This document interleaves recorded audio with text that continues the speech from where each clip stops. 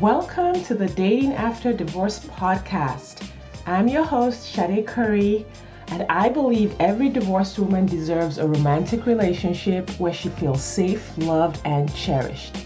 You can create the most amazing life after divorce, and I will teach you how. To the podcast, today's episode is just a quick injection of inspiration based on something that I have been reading about, learning about, and I want to share it with you. Yes. Now, I'm not going to dive into all of the neuroscience and the psychology behind learned helplessness.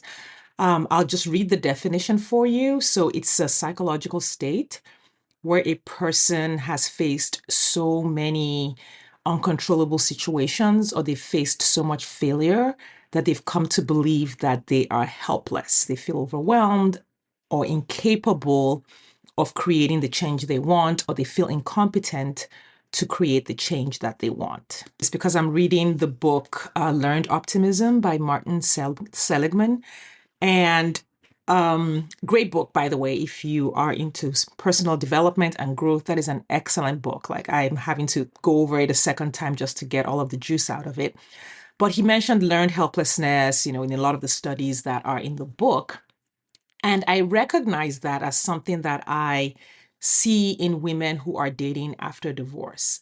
And that is that there seems to be this reluctance to fight for the relationship that they want. Now, I'm going to break that down because I don't mean fight for a particular person, right? We did that in the first marriage, which is what's fascinating. In your first marriage, most women fight for that marriage, whether they're the ones who filed for the divorce in the end after fighting for years and years and years and finally giving up and being like, I'm moving on, or their spouse, left the marriage or wanted to end the marriage, and then the woman, for the marriage to be saved, and maybe ultimately didn't happen. So whether you were filed for the divorce or didn't file for the divorce, I'm talking about the fact that in your first marriage, my guess is you fought for that marriage. You fought for your family. You wanted to build a family. You wanted to have that picture, and you fought to keep it intact one way or another. And in the end, ultimately, it didn't work because, it does take two people actually actively contributing a lot of effort into it to make it happen. Now, after divorce, it's interesting that I then see this sort of about face with women who are divorced who do want. Now, this is not for women who don't want a second relationship or a third relationship. In those of you who do want a relationship, you do want a partner, but you won't fight to get to that place where you have that partner. Now, this is not the same thing as meeting someone on the app or being introduced to someone or dating someone who doesn't want to commit and fighting to try to make that person commit. That's control, right? I'm not talking about latching onto a person or attaching to a person and trying to force them to be in a relationship with you. I'm talking about an overall desire to be in a relationship and then a commitment to do what it takes to be in a relationship at the end. So if you're with someone and they are not wanting to commit to you and they're not interested in the relationship, the willingness to let that person go because they are not showing up for the relationship that you want, and continue the journey until you ultimately get the relationship that you want. That is the fight that I'm talking about. The fight to ultimately be in the relationship that you want. And I know that the women I talk to, I know that you listening to me are capable of fighting for what you want. I've just talked to so many of you that I know physically, mentally, emotionally, you have the capacity to fight for what you want. You fought for your first marriage. I see you fighting for your children's health, for your children's education, for your children's mental health and well-being in spite of the divorce. I see you fighting for other people in your lives, like your friends, like someone needs something, you are there. You're there to make sure they get what they need. You're there to stand up for people who are vulnerable or marginalized societies. You're fighting for justice. But then when we turn it around and say, hey, you want this thing, it's like, oh, I can't. The learned helplessness seems to kick in with great rapidity when it comes to dating. Oh, I went on and I met these two guys and then they didn't want to date me. And so there's nothing I can do. And I've talked to some people, and some of you have said that, okay, I feel that way because I don't think I can control other people. I can't control other people. I can't make the men want me. I can't make the man I like me back. I can't make the man I like show up on the apps. I can't make the man I like ask me out. And so because you can't make a particular person do what you think you need done for you to be in a relationship, you lean into learned helplessness, like, well, I can't control if a guy wants me or not, so there's nothing I can do. And that is a lie. That is absolutely a thought error. It is a line of thinking that is actually incorrect. Because what that line of thinking is telling you is that you are limited in your ability to get what you want by what other people do. And that is not true. You are only limited in your ability to have a relationship with one particular person by what that person does. So if you are in a text message conversation with a man on the apps and then he ghosts you, yes, you are limited in your ability to create a relationship with that man. You can't control him, you can't make him come back. But you are not limited in your ability to keep going in the journey, to learn and to grow and to change until you meet the person that you want. You are not limited in your ability to say, okay, well, that didn't work. How do I learn what works? How do I figure out what works? How do I tweak my process so that I am doing what actually works? And that is the difference. You can't control other people, but you can control yourself, and you have way more options than you think. And that's the other sort of characteristic of learned helplessness, is people who sit in learned helplessness think they don't have options. They don't have a choice. They don't have opportunity because their brain has been trained to not see opportunity. And, some of this comes from trauma. Like if as a child or a young person or your first marriage, you were in a situation where no matter which way you turned, all of your opportunity was cut off. You were put in what's called double binds. You're damned if you do and you're damned if you don't. Those traumatic situations do create a sense of learned helplessness, but you can sort of grow out of it. You can learn and grow out of it. I do work on that in my coaching practice. So if you feel like, hey, you've got some learned helplessness going on, I want you to schedule a call with me. Let's talk about what that looks like for you, and if what you need to be able to overcome that. So if you are in this dating arena and you find yourself not putting in the same fight, the same determination, the same commitment, the same effort that you did for your first marriage, to fight to keep that first marriage, or that the fight that you put up to make sure your kids are well or that other people in your life are well, then I want you to question that. I want to, wait a second, why am I not putting in effort in dating? Why am I just giving up on the belief and the desire to have a relationship? Why am I giving up on that? Ask that. And chances are you'll find it's a little bit of that learned helplessness. You're like, oh, I just can't. I'm not going to be able to. It's the limiting beliefs that are creating a self-fulfilling prophecy. One person cancels a date and it's like, oh, that's it, right? And you go into the spiral of this isn't going to work. Or if 10 people reject you, it's like, oh, yep, I can't attract anyone. You're allowing all of those negative thoughts to sort of proliferate and become more and more and more and more in your consciousness, which leads you more and more down the path of not having the relationship that you want. And what I really want to just infuse you with today is sort of like that. I want to light a fire under you to say, if I want this, why am I not going after it?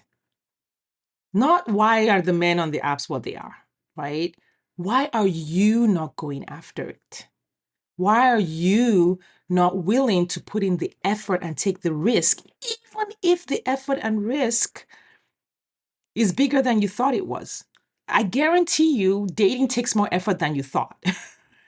But that's everything. Everything takes more effort than we think. tasks and chores and work, they always take more time than we think they will. Always. I mean, I run a business, and every time I'm like, oh, I'm gonna record a podcast episode and it's just gonna take me an hour. And then I get in there and I'm like, oh, I gotta do this research and I gotta do that and I gotta get this ready and and then it takes more than I thought. And I'm like, oh, okay, well, that's just the time that it took.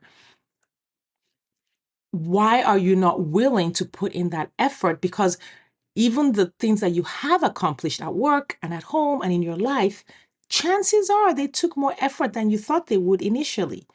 Teaching your child to do the dishes or to tie their shoes probably took more time than you thought it would. Teach potty training a kid. Oh my God, anyone ever had to do that? Always takes more time than we think it's going to take.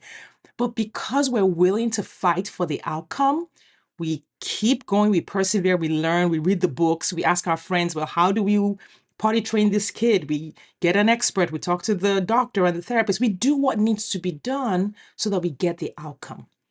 You need to do the same thing in dating. You might have put in some effort, but what if that effort wasn't enough? Or what if the effort wasn't directed in the right way? What if the process you were using or the advice you were using just wasn't the right advice?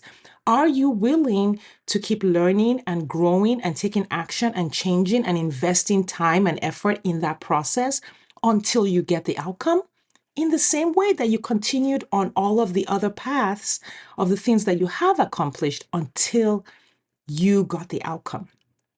And the last thing I'm going to say about, I'm going to say two more things. One thing I'm going to say about learned helplessness is we tend to, I don't do this a lot, but I do see my clients doing it. And if you're doing it, you want to watch for this. We love to validate our state of being stuck. And I get it. It feels good to know, well, I'm not the only one who's stuck. I'm not the only one who's struggling with dating. Oh my God. Because when we're struggling with dating, our first thought as women is to turn that shame on ourselves. Oh, I'm doing it wrong. There's something wrong with me, right? I'm bad. I don't know how to do this. I'm incompetent. That's why I haven't found a partner. And then when we go talk to our girlfriends and they also haven't found a partner and everyone's having a hard time, we feel better, right? That validation of like, oh, this is a problem feels better, but it doesn't get you where you want to go. So validating that this is a valid problem simply perpetuates the problem. Now, dating is a problem. It is a challenge. But what happens in those environments when you and your girlfriends are sitting around girls' night out and complaining about all the men and you're screenshotting all the horrible profiles and sending it around? Yeah, all those are valid. Those profiles were on there. But what you're doing is you are saying, this is a problem and I'm going to stay here because it is a problem. And all of you are just agreeing. You're telling each other 20,000 times that this is a problem. We already know that. That's like old news. We already know that there are weird profiles on the apps. We already know that. We already know that some men don't want to commit. That's not news. It's not news and it's not useful. Once you already know that, you can put that information aside and be like, okay, now that I know that this is the challenge, the only useful thinking, the only useful pathway after that is, now what am I going to do about it? Now what am I going to do about it? How am I going to move forward? How am I going to do more or learn more or change what I'm doing or adjust what I'm doing or get out of my comfort zone so that I can overcome the challenges that are in the way to get to the outcome? And this is not about reducing the quality of the outcome, because I notice people doing that as well. They will be like, okay, well, it's really, really hard to find a really, really good guy. And so this means that I need to just settle for someone who isn't as great because there's nobody perfect out there. That's not what I'm saying. What I'm saying is we set the standard. This is the kind of guy that I want, right? Within reasonable means. I mean, like Prince Charming from the fairy tales literally is not gonna, you know, pop off the page of the storybook, and as long as you're not setting it like, oh, someone that doesn't exist. And this is I work on with my clients on that to sort of qualify who they're looking for as a real human, but still an excellent person. This is the rule of thumb I use for that. If you are a certain way, it's okay to ask for someone who shows up the way you are. So if you are financially stable, if you're getting work done, if you keep a clean house, if you're showing up in life in a certain way, it's okay to ask for a person who shows up like you. And so that's kind of what I use as the guidelines, and then we create their partner. Now, as once you have that, we don't reduce what you want in a relationship so that you can get it faster. No. We don't say, okay, now we're going to come down and like allow yourself to be with someone who doesn't put in the effort just so you can have a relationship. No, we quantify what is it actually going to take to meet this kind of person so that you now have your project plan. You now have a real idea and a real understanding of what it's going to take. And then you light that fire under yourself.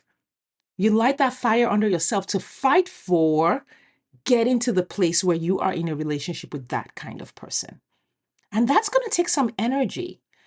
And so if you're finding yourself in a place where you feel stuck in life, you may not have enough energy, right? And so we've got to get in there into your mind and say, what's going on in your brain? What's going on in your mind? What are you thinking about that's draining your energy? Or how are you maybe not setting boundaries in your life and that's draining your energy? What are the things that are going on in your environment or how you're parenting? What are the things that are overwhelming you that are keeping you from going after what you want, right? And this is the work that we do in the Dating After Divorce Academy. Like the question is always, okay, how come we're not in the relationship we want today? We look for whatever the obstacle is, we tackle it, we solve it, we move on to the next. Whether the obstacle is a mindset, or the obstacle is time management, or the obstacle is, work, or an ex who is creating drama with co-parenting. We deal with all of those things that are getting in the way of my clients being able to go after their goals after divorce. One of which is finding the partner that they want after divorce. All right. I hope this has lit a fire under you to think about why you're not fighting for this in the same way that you fight for other things. Like, why? Why not? Why, is it not a priority to you? Do you not really want it? Or is it learned helplessness? Is it just like that apathy, that demotivation on the inside that's causing you to just put it off while thinking about it all the time? That's how you know you keep putting it off, but you want it and you keep thinking about it. You think about it every day. You think about it every time you see couples. You think about it every time you see your ex with his, new person. You see it, you want it, you think about it, you despair about it, but you won't do the thing that you need to do to get it. That is how you know you might be stuck in learned helplessness. And if this is something you want to work on, I want to invite you to schedule a consultation call with me. The link for the consultation call is in the show notes, or you can go to shadecurry.com/schedule-appointment. And shadecurry.com is SADECURRY.com. All right. Thank you for your time and attention, and I will see you next time.